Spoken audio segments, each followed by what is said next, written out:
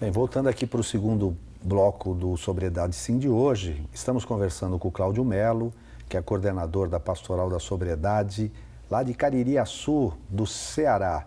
E ele conta um pouco a sua história, como é que ele iniciou, teve contato, iniciou usando drogas e como isso afetou a sua vida, né? E aí ele dizia que usando maconha, isso primeiro foi a alteração na relação com a família, se tornou violento, você começou a agredir um pouco a sua avó.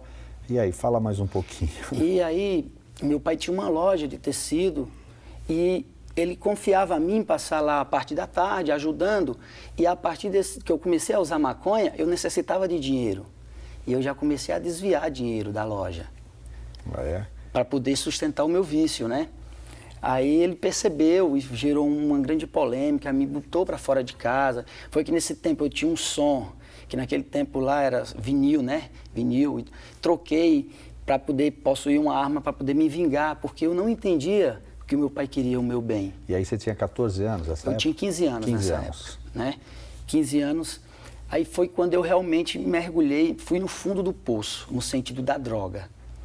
Fui mesmo mergulhado na lama, porque meu pai me colocou para fora de casa, minha mãe não aceitou, gerou um conflito muito grande entre eles, entre meus irmãos, mas naquele momento eu não entendia o porquê. Eu só queria me vingar, porque a droga também já tinha enraizado na minha cabeça. Eu fumava 10 baseados por dia, acordava 5 horas da manhã.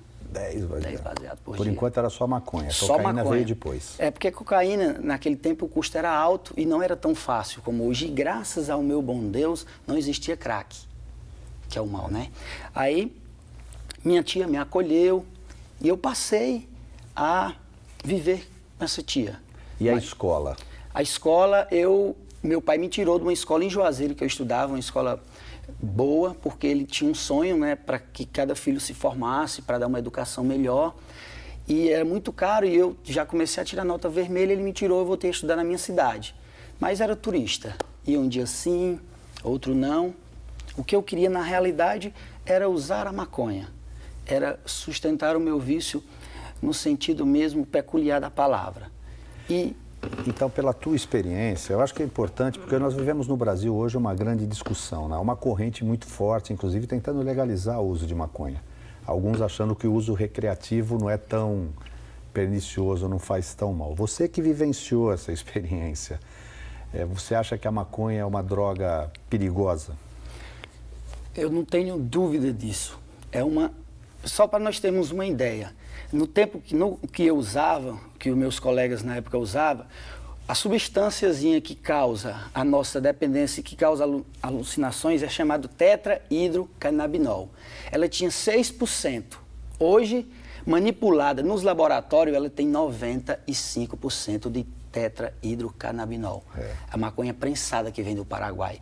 Só para nós termos a ideia da letalidade do vício. Antes tinha menos e mesmo assim já provocava dependência. Hoje a engenharia genética, né, já é aplicada, obviamente, na produção também da maconha e o percentual de THC, a concentração acaba potencializando os efeitos. Com certeza. Quer dizer, aí você foi morar com uma tia, mas continuou fazendo uso? Continuei fazendo uso, né? E as pessoas me dando conselho, minha mãe chorava bastante, sofria muito, emagreceu. Foi na época que um avô meu adoeceu, que ela teve que se ausentar com ele para Fortaleza, para a capital, que nesse tempo não existia recursos de saúde na nossa região, por caso do meu avô. E ela sofreu muito essa distância. E aí eu conheci um padre lá na nossa cidade que me convidou para ser coroinha. Ele inclusive já faleceu, o Monsenhor Vicente. E eu fui ser coroinha. Por alguns meses, parei de usar maconha, né? Mas continuei bebendo. Parei, deixei de usar maconha, deixei de usar o lança-perfume.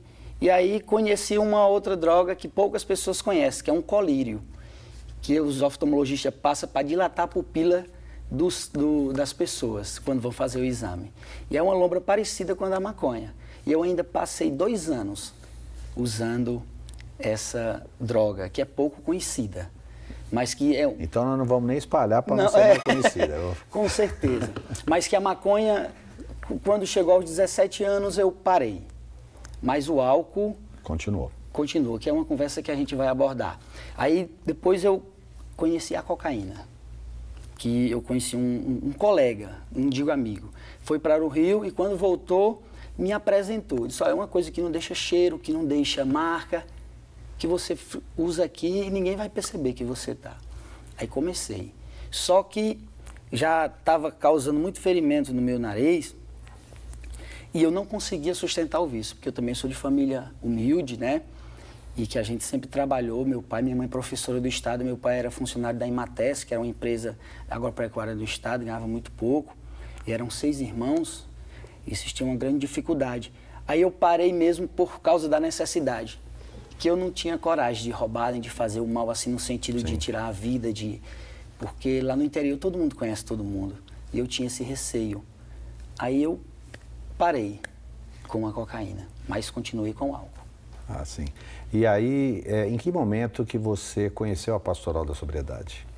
Aí a Pastoral da Sobriedade, teve um primo meu que teve um problema com crack, já há quase 4 anos atrás. E o padre da nossa cidade falando que tinha uma Pastoral da Sobriedade, que tinha um programa de autoajuda, que era os 12 passos, né? E eu fiquei interessado, como que a gente vai levar esse meu primo para poder ele se tratar? E eu achando que eu estava levando meu primo para curá-lo, mas na realidade Deus estava trabalhando na minha vida, estava mostrando o caminho da minha sobriedade. Aí foi quando eu conheci o Rogério, Que é Rogério Melo. Rogério também, Melo, que é o nosso coordenador lá. Não, né? Não. Coincidentemente tem o mesmo sobrenome. Mas é o coordenador do Regional Nordeste 1, que tem feito um trabalho excelente, excepcional. E quando eu apresentei o meu primo, achando que ele era que ia ser curado, que na realidade curado fui eu.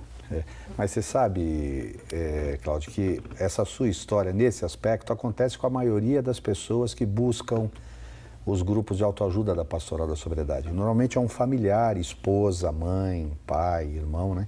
Que vai lá em busca de ajuda para algum membro da sua família. E muitas vezes elas se reconhecem codependentes e acabam percebendo que são ajudadas também.